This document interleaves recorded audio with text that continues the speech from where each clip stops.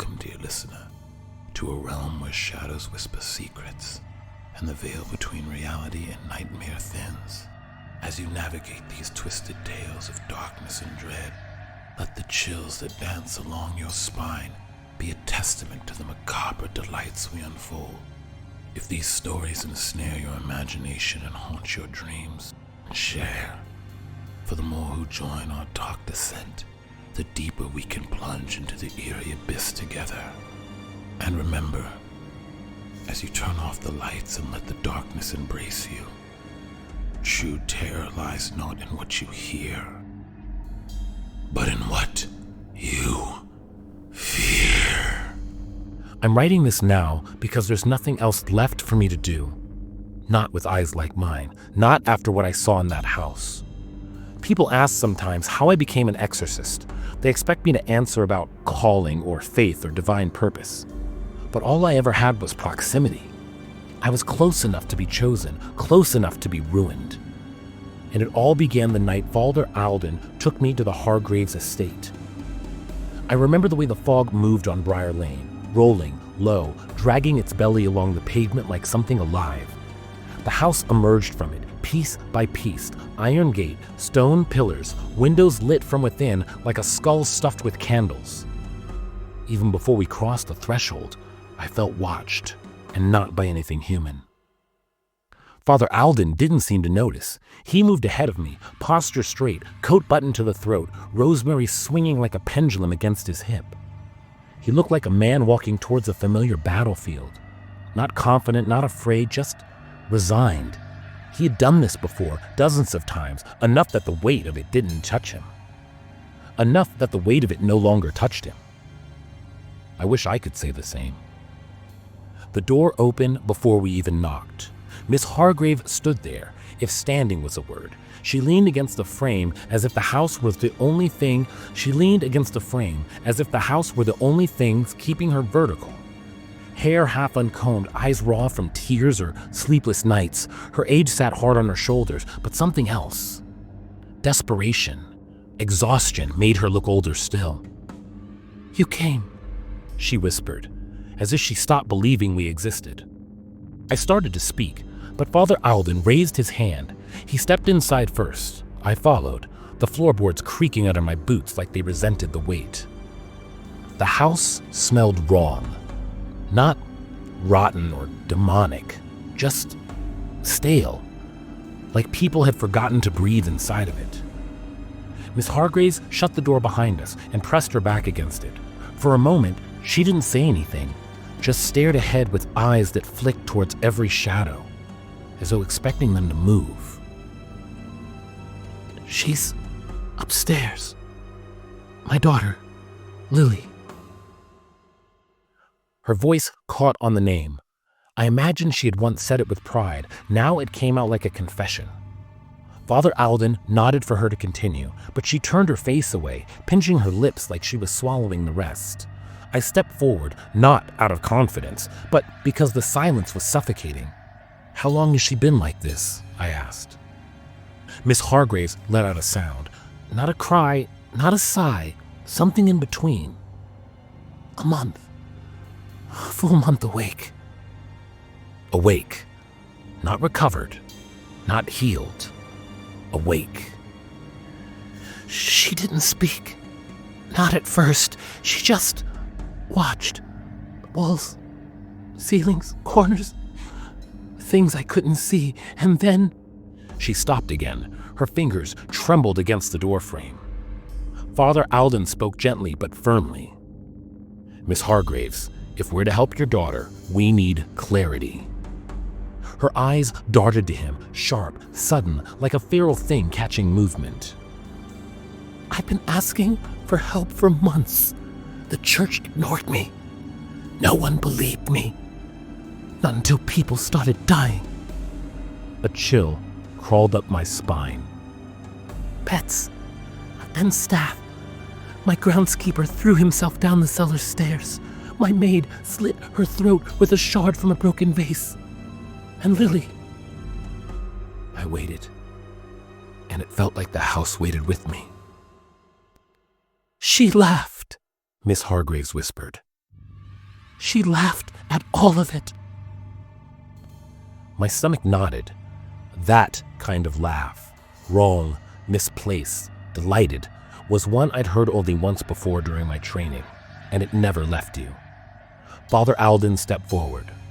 "And where is she now?" Miss Hargraves pointed towards the staircase. "She hasn't left the bed in days.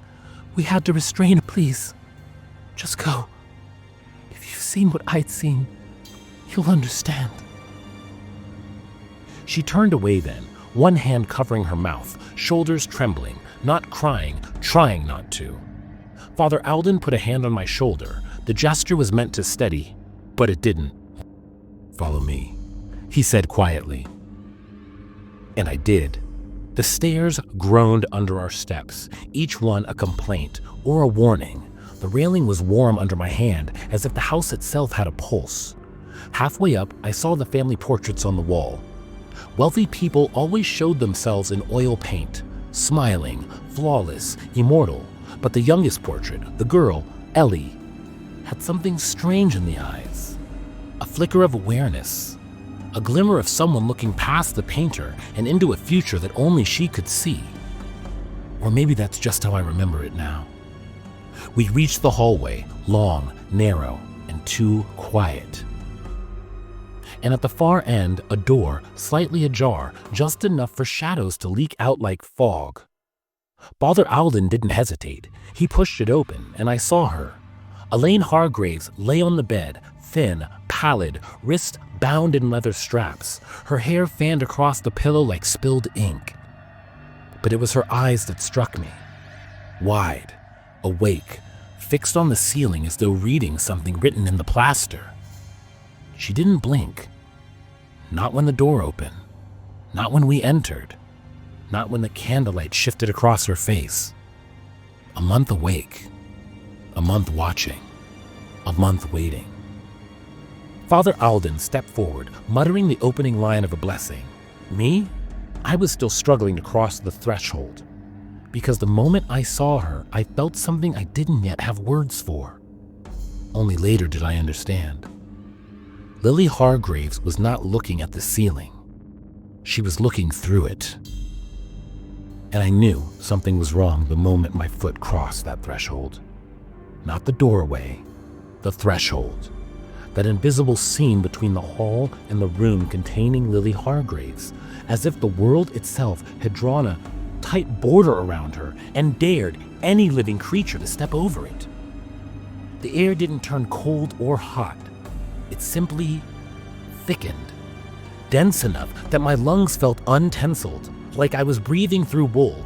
Something pressed inward from every side, not onto my skin, but through it, into the marrow, into thought. Father Alden noticed none of it. He walked ahead with the unheard certainty of a man who believed ritual outweighed fear. His footfalls made soft, confident taps, rhythmic, unfaltering, even in the gloom. His shoulders were squared, postured, steady. 40 years in the cloth had carved the tremble out of him. Or more truthfully, carved the fear out. I followed, 3 paces behind, gripping the silver censer at my side, feeling its cold weight swing against my thigh. The tools of my role, the vellum sheets, the inks, the brass stylus, shifted in my satchel. I wasn't here to banish. I was here to witness, to write, to sense the things that older priests had grown blind to. The darkness inside wasn't just the absence of light. It was territorial. The night outside, dim, moon-soaked, pushed against the window as if trying to enter, but something inside pressed back harder. Not a shadow, not a presence, more like a refusal. Alden walked straight to the window and flung the curtain open. It snapped like a living thing. Moonlight slid in a few inches and stopped abruptly, as though hitting an invisible barrier.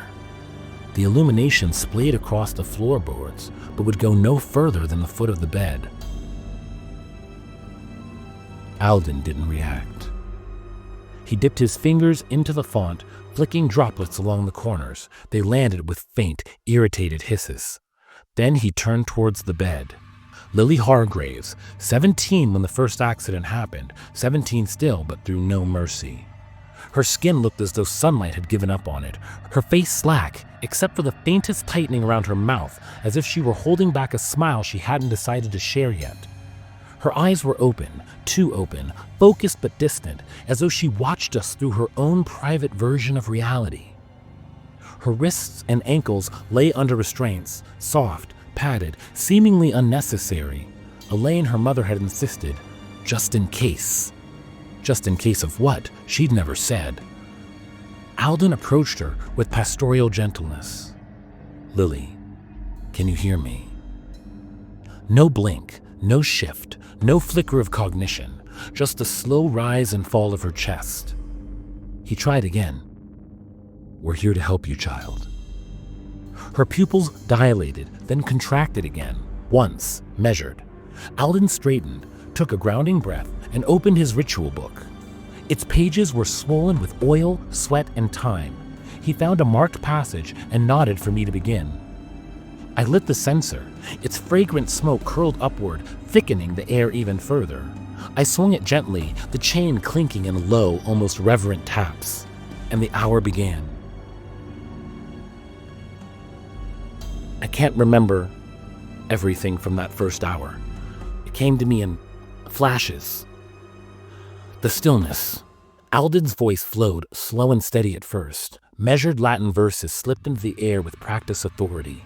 Lily remained motionless, eyes open, breathing shallow and mechanical. The censer smoke swirled around her face. Not a cough, not a blink. And I scribbled her respiration date. The first response. Alden placed 2 fingers on her brow. A faint warmth rose beneath his touch. Not a natural warmth, but something like the recognition of an equal. "Lily, if there's something inside of you, it must listen." Her mouth twitched, barely. A sound slid out, a soft, almost thoughtful hum. Alden stiffened, but didn't break the cadence. I felt the room lean inward. The listening. He circled the bed, reading stronger now, the cadence picking up. I wrote quickly, noting pulse changes in the air. Yes, in the air. Something under the bed shifted, not loudly, not angrily, just expectant. Lily's eyes followed Alden without moving her head. Just her gaze, tracking him like the slow pendulum of a grandfather clock. A change in breath. Alden pressed his palm to her sternum, not forcefully, just enough to anchor the invocation. Her chest hitched, not like a gasp, more like a stifled laugh. Her lips parted. "Father." Alden froze, just a heartbeat too long, but that was enough. "To continue?" she murmured. Time distortion. I don't know how long passed. 5 minutes, an hour, a season. The smoke thickened, the air grew syrupy. I felt a bead of sweat along my spine, though the room wasn't hot. Alden's breathing turned labored. Latin scraped the edges of his voice. Lily's expression never changed, except for that faint, serene smile. The break. Alden inhaled to begin the next verse. A steady breath, a practice breath. A breath carved by 40 years of driving darkness out of other people's children. He lifted his chin, raised his book, opened his mouth. "Non tiempo mala." And her lips moved first. She didn't rush. She didn't interrupt. She simply spoke the line he was about to say, the words sliding from her mouth like she was finishing a lullaby she'd heard 1,000 times. "Non tiempo mala. Quaneam tu mecames." Perfect. Smooth. Effortless. The cadence was his. The timbre was his. The authority was his. Alden recoiled as if struck. He stumbled backwards, heel catching the uneven floorboard, ritual book nearly slipping from his grasp. His breath left him in a single terrified grunt. sweat bursting along his brow as though the room had suddenly turned tropical. I felt it too, the shift, a cold, triumphant pressure blooming outward from Lily's body like a second heartbeat. Not mocking, not angry, confident. She had anticipated him. She eclipsed him. She knew the end to every line he would ever speak.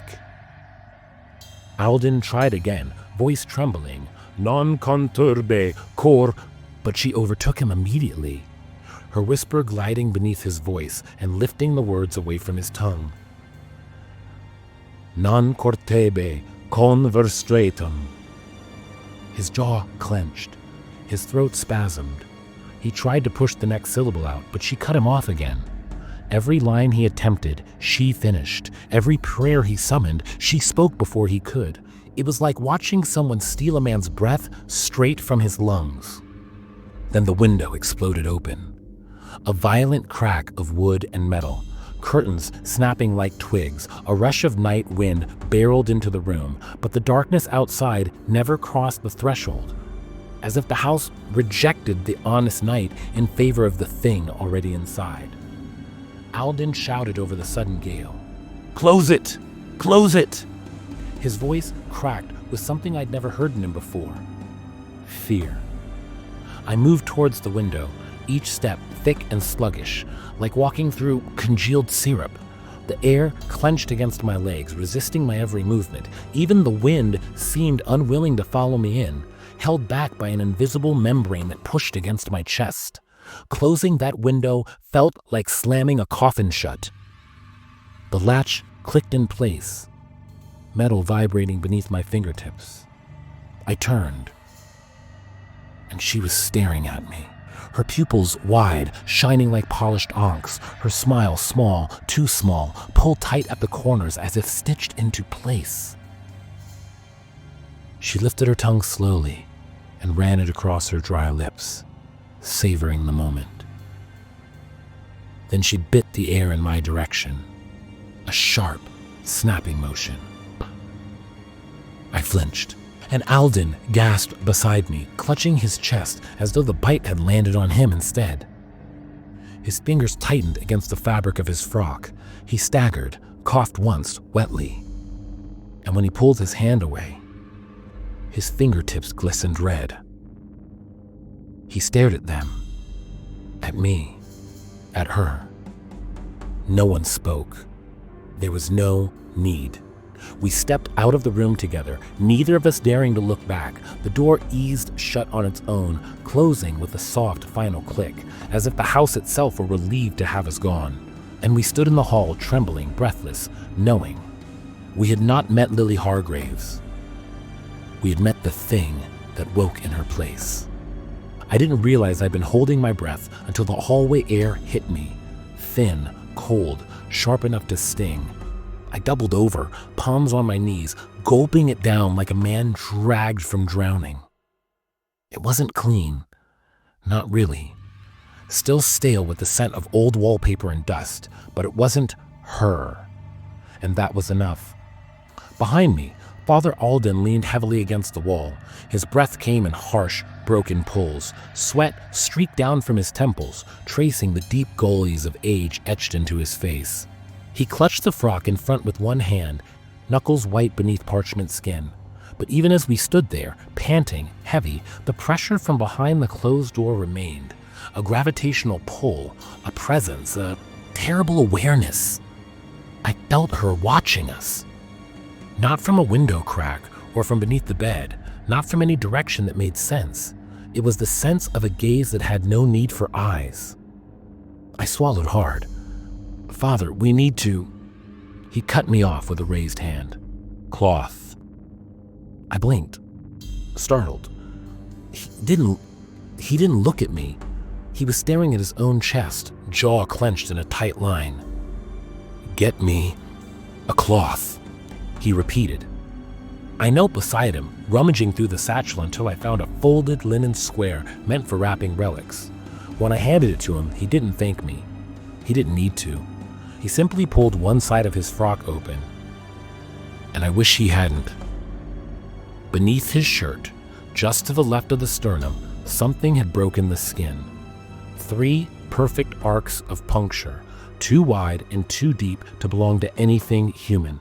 The flesh around them was already purpling, swelling, forming a perfect crescent, a bite mark, but not from teeth shaped for bread and fruit, from something meant to tear. The linen trembled in his grasp as he pressed it to the wound. A hiss rose, wet and angry, and steam curled up around his fingers. I flinched. "Father, we should call the church. They need to." Alden rounded on me so fast that I startled backwards. "Enough." His voice cracked like a snapped branch, weak but absolute. "We will not run from a child." "But she's not—" "It wears the child," he snarled, low, the way one speaks of a thief wearing a saint's bones, then softer through clenched teeth. "And I will not be bested by it." He pulled the cork from the flask of holy water with his teeth and drank, a deep swig, then another, like a man swallowing courage, or absolution, or a sin he needed to make peace with.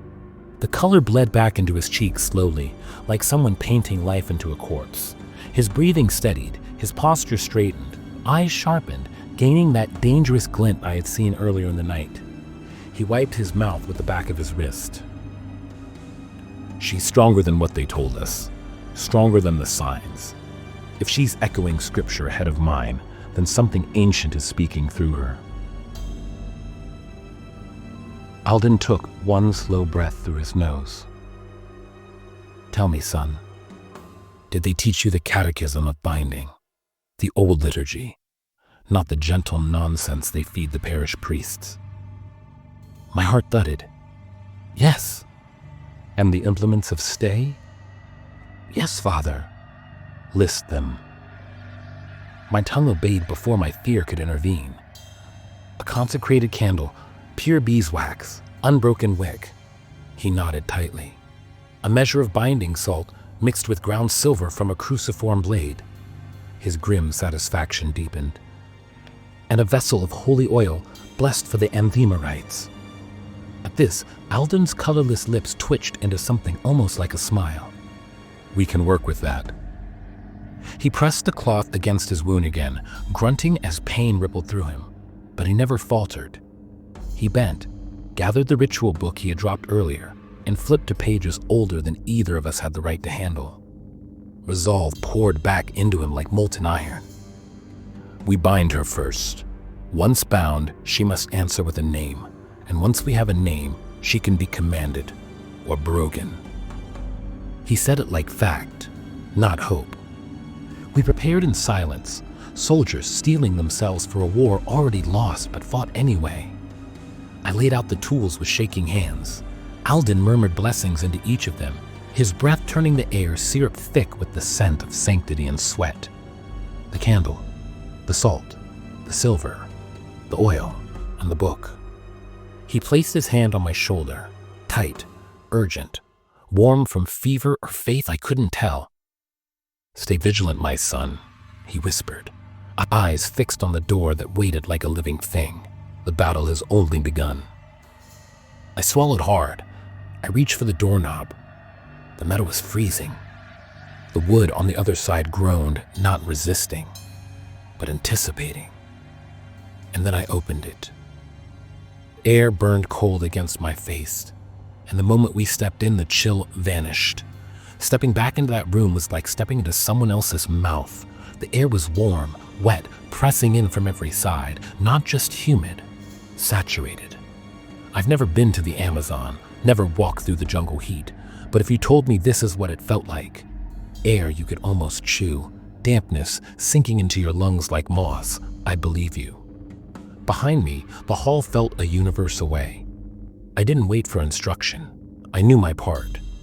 I crossed the threshold and moved to the corners first, fingers working automatically as I set each candle into place, 4 of them, one at each corner of the room. My hand shook only once, when the match flared and that first wick caught. The flame rose fast, too fast. They burned tall and narrow, reaching instead of rising. When all 4 were lit, the room filled with a restless glow, light pooling in strange places and skipping others entirely, shadows jumped to attention.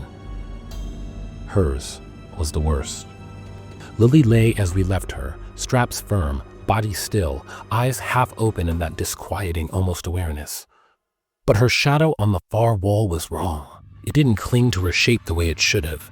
It stretched, hesitated, as if trying to climb away from her and failing. I swallowed, forcing my hands to keep moving. The salt came next. I knelt beside the bed and began to pour. The pattern was one I had traced hundreds of times on chapel floors that never fought back. Old binding geometry from the restricted liturgy. A double ring around the frame of the cot, the inner circle unbroken, the outer divided into 4 sections. At each quarter point, I pressed in a small mound of dusted silver, shavings taken from a cruciform blade that had never tasted anything but ritual air. Between them, I etched careful lines with my fingertip, connecting the silver marks into a broken cross, north to south, east to west, never touching the inner ring. By the time I closed the circle, my knees ached and my fingertips burned with the sting of salt and sweat. "Done," I whispered, and Alden stepped forward. He extended his hand over the circle, palm down, fingers spread, lips already moving through familiar words. I recognized the cadence, but not the modern rite, but something older, rarely spoken above a murmur in vaulted stone. His voice climbed, not loud, but firm. Each syllable landed with the weight of a hammer striking an invisible nail. For a heartbeat, nothing changed. Then the air shuddered. A sound, not quite audible, more felt, snapped through the room, like a tight wire pulled past its limit. The salt at our feet seemed to settle, lines tightening, edges sharpening. The pressure in my chest eased the slightest degree, as if someone had loosened a belt around the whole room. I exhaled without meaning to. On the bed, Lily smiled. It was small, contained, almost polite, but something behind her eyes flickered. Something that wasn't amused. Not entirely. For the first time since we'd entered this house, I saw it. A flash of worry. "Oh, Father," she said softly. Her voice held 2 notes, one folded beneath, one deeper, the one human, one like a secondary echo. "The old rites, they really are desperate." Alden ignored the taunt. He stepped closer to the bed, drew himself up, and began to chant. I'd heard him speak Latin before. This was different. His words fell in overlapping waves, each phrase latching onto the next, the rhythm driving forward with deliberate force. The vowels struck low and resonance, the consonants cut cleanly, the syllables stacked into something heavy enough to stand on. The candle's flames whipped sideways. They bent as if a wind was rushing through, but no air moved. Instead of dying, the flames grew more intense, brightening to a hard, unwavering glow. The light didn't dispel the dark so much as drag it closer, pulling the shadows towards the bed like water being sucked down a drain. The corners of the room darkened, ink pooling where light should have reached. Lily's body began to move. Not violently. No contortions, no spinning head, nothing that would make a sensationalist pamphlet. Just small, tight motions. A twitch in her fingers, a tremor in her jaw. Her shoulders pushed back against the straps in tight testing pulses, like something inside was checking the strength of the leather. Her shadow, though, that was not small. On the wall, the silhouette stretched, limbs lengthening, spine arching, head twisting into angles a real neck never attempted. It writhed, reaching past the edges of her physical form, dragging itself upward as if trying to climb out of her and into the room. My hand tightened around the pen. I forced myself to keep writing, every detail, every motion, every inconsistency between body and shadow. That was my duty, not to assist, not to restrain, to watch, to feel, to record. There were other exorcists who broke bindings trying to be heroes. Scribes didn't get to be heroes. We remember. I swung the censer gently as I worked, sending threads of scented smoke across the circle. resin and char, and a faint metallic tang from the silver. My stomach rolled, but I held the rhythm. Alden's voice rose another degree. The words were thunder inside of a small space now. The world beyond the house felt distant, like something I'd imagine. And the darkness responded. It peeled itself from the corners and began to creep along the ceiling, sliding towards the center of the room with slow, vicious intent. The candlelight didn't push it back. If anything, the dark seemed to draw it in, forming a low, circling tide just above the bed. Lily's head tilted. Her eyes slid to Alden's face, her lips pulled into something almost like affection. And he didn't falter. Not yet. Then everything stopped. Not in the way things did. The way they're cut. Sound went first. No dimming, no fading, just gone. One instant I heard the cadence of the prayer, the faint rattle of the censer chain, the whispering scrape of leather under strain. The next, nothing. Not even the soft hiss of my own breath. My mouth went dry. I tried to inhale sharply and heard no rush of air. I tried to say, "Father," and my throat moved, but there was no voice. Not silence. Silence is a thing you can hear. This was absence. A vacuum where noise had never existed and never would again. It felt like trying to shout in outer space. Panic sparked low in my gut. Alden's lips were still moving. He didn't stop, not for a second. His jaw worked furiously, the cords in his neck standing out like cables stretched to breaking. The veins at his temples bulged as he pushed forward. A thin line of red welled at the edge of his right ear and traced a slow path down his cheek. No sound. Nothing. The pressure started next. It built from inside my head. A low ache sharpened into a pounding throb. My eardrums felt like paper balloons ready to pop. Heat washed through my skull, into my sinuses, behind my eyes. I clamped my hands over my ears, reflexive and useless. They burned under my palms. On the wall, Lily's shadow went wild. It surged and contorted, flailing against the boundaries of the circle, limbs dragging out into long, wrung shapes. It twisted in ways that suggested more joints than a human body had ever possessed, scaling up the wall towards the ceiling, then dropping back down in long, looping arcs. On the bed, her physical form remained almost sedate. Her fingers curled, her toes flexed within the restraints. Then, she sat up. The straps held her shoulders and hips, kept her spine from fully lifting, but she pulled herself as far upright as she could, tendons standing out along her neck, her eyes locked directly onto mine. Everything else in the room seemed to recede. There was no prayer, no candle, no sound, no air, just those eyes. I realized only then that I was no longer breathing. Not holding my breath, there was simply nothing to take in. My chest moved, ribs rising and falling in a shallow, frantic rhythm, but no relief followed. My lungs burned, then ached, then began to feel distant and hot like organs belonging to someone else.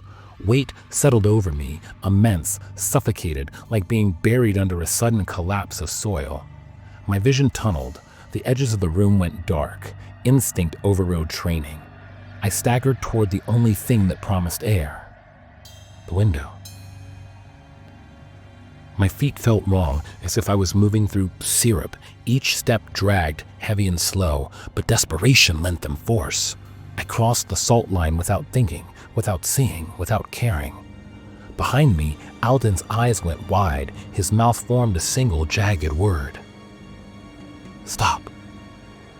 I never heard it. My fingers reached the latch. It gave under my hand with an eager, treacherous ease.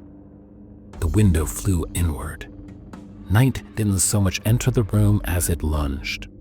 A rush of cold tore across my face. The candles blew out in a single vicious sweep.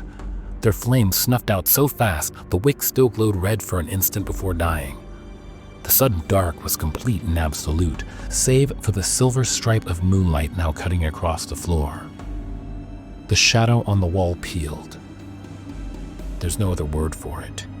It tore itself free of Lily's shape like wet paper pulled from a pane of glass, stretching thin, then snapping back into thick, black presence. It spilled down against the wall and into the circle, filling it like smoke filling a jar, swelling and rising until it pressed against the invisible boundaries I had meticulously drawn. Then the wind knifed across the floor. I watched, helpless, as the salt lines shimmered. It started small, just a few grains sliding out of place, rolling across the wood in the breeze. Then more. The outer ring stuttered, edges dissolving. One breach. That's all it takes. A section of the circle collapsed inward, the line no longer complete. The silver at the quarter mark dulled, its glint eaten by whatever moved just above it. Lily smiled. She turned her head, not toward me, toward Alden. And he jerked. His spine straightened in a heartbeat, every muscle going rigid. The ritual book slid from his fingers and hit the floor without sound I could hear, but I felt the vibration in my heels. His arms dropped to his sides, his shoulders rolled back, chest lifting. But his eyes didn't blink. They were wide and shining and full of a tear that did not belong to the face wearing it. He began to move. Not forward, backward. Step by step, his feet slid across the floor towards the window. His posture, too upright, too stiff. His heels didn't quite lift correctly, balance held by something other than habit and self. Father. I could barely think, much less speak, but I threw myself at him anyway, hands catching the wool of his cassock. He didn't stop. He turned with me, dragging me along like an ornament hung from his sleeve. There was no give in him, no human adjustment from another person's weight. It was like clinging to a statue being tipped. With a sudden, brutal jerk, his arm whipped forward. The force ripped through my shoulder. I flew, my back connecting with the door so hard the breath I didn't have left my body anyway. My skull rang, the world doubled for a second, twin rooms sliding past each other. I slid down the wood, landing in a heap. From the floor, I saw everything. Father Alden, rigid as a mannequin, backpedaling to the window. His hands rose halfway, fingers splayed uselessly, as if some part of him was trying to push back and failing. Lily watched. Her head tilted the slightest degree, her tongue flicked across her lips like she was tasting the air. Moonlight framed Alden in a pale outline as he reached the sill. One heel lifted, then the other. He stepped up. For a heartbeat, his body hung there, balanced between leaving and staying, between gravity and whatever had its strings wrapped tight around his bones. "Iscariot," Alden whispered. "I see now. You'll doom us all." Then he leaned into the night. He went without a cry. The instant his body vanished from sight, the world snapped. Sound slammed back into the room in a single crushing wave, the ragged gasp of my own breathing, the wild thud of my heart, the distant, ugly noise of something hitting the ground far below. I didn't think. I grabbed the door handle, wrenched it open, and threw myself into the hall. The door swung shut behind me on its own weight. The latch settled home with a soft final click. I don't remember reaching the stairs. Somehow I was just there, stumbling down them, one hand scraping the banister, breath hitching like a man fresh from the grave. Each step away from that room felt like reclaiming inches of myself that I hadn't realized were missing. Even now, years later, with all that I've seen, with what I've become, I can still feel it. That pressure behind the door, pressing against the ribs of the house, pressing against the ribs of the world. I thought that night was the end of it. I was wrong. It was only the invitation. The first whisper in a storm none of us were ready to hear. I tell this story not now for forgiveness and not for comfort. There are no saints left in this war. And if you've come this far with me, then stay close. There's more I need to show you. More I need to remember. Because when the dark finally comes for you, when the night presses wrong against your bones, when the air refuses to breathe with you, you'll understand why I had to survive. Why I had to watch. Why I had to write. And now you must listen. And if you wish to follow the rest of this testimony, stay close, like, subscribe, do not wander. There is yet more to witness.